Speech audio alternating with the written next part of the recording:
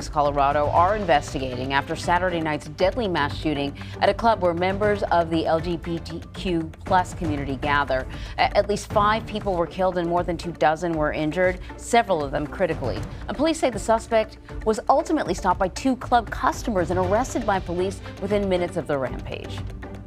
So joining us now to talk a little bit more about how the community is recovering after this horrific shooting is the mayor of Colorado Springs, John Suthers. Thank you so much for joining us, Mayor. First, I want to get a sense of how your community is doing. What have you heard from your constituents in the wake of this shooting? Well, our community is in mourning, but as I was confident they would do, they're responding to this tragedy by providing emotional support to people involved, victims, families, witnesses. They're also providing financial support through a statewide organization that's set up just for situations like this. It was actually set up after the shootings in Boulder a couple of years ago. We are intent on ensuring that the actions of one lone male, regardless of what his motivations were, are not reflective of our community and don't define our community. And to that point, Mr. Mayor, I know that the chief of police was on CBS Mornings earlier this morning and was not at that time prepared to label the actions of the suspect as a hate crime. But what are you learning about the investigation this morning? And what are you learning about his motives for this horrific shooting? Well, what we know, it has the trappings of a hate crime, given who the victims were, the club. But I think it is premature to, be definitive about motivations because it's an ongoing investigation. Search warrants were done yesterday. That evidence is being compiled. Obviously, his social media contacts are being scrubbed, and we're going to see what kinds of statements he's made to other people, what kind of evidence is found in his home that hopefully will enlighten us about motivations. But on the surface, it certainly has the trappings of a hate crime.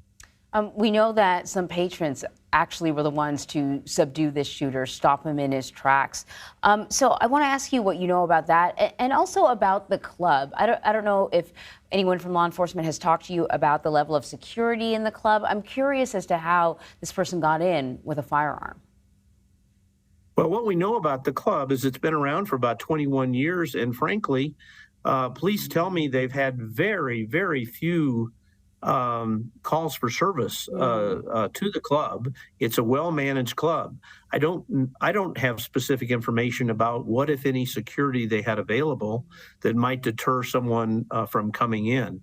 We do know things happen in a very rapid fashion. The first call to police came in at 11:57. Police arrived at 12 o'clock. Very quick response. That by 12:02. The person was completely subdued, and most of that happened as a result of patron intervention. Amazing. Yeah, we know that many people in the community are calling those patrons who intervened before police arrived. Mr. Mayor, as you know, they are calling their actions heroic. Let me ask you also about the resources the city is making available for family of the victims, friends of the victims, people who were there, who witnessed the shooting, and anybody in the community who is feeling either threatened or feeling horrified and need some help to sort of process what happened over the weekend. What kind of resources should they be looking for? Well, first of all, both police and prosecutors have victim services available, and believe me, they're reaching out beginning immediately yesterday. We also will have support lines available where people can call in and get referred to folks that will give them the support that they need. And as I also mentioned, we're also, I'm sure we're going to see overwhelming financial support to help victims through the fund that I mentioned. And Mr. Mayor, before we let you go, I mean, certainly members of your community know you well, but what do you want to say to the folks across the country who are watching this and who are learning about this horrific attack, about your community and the people in them? I have to say what so many mayors, unfortunately, are having to say in circumstances like this.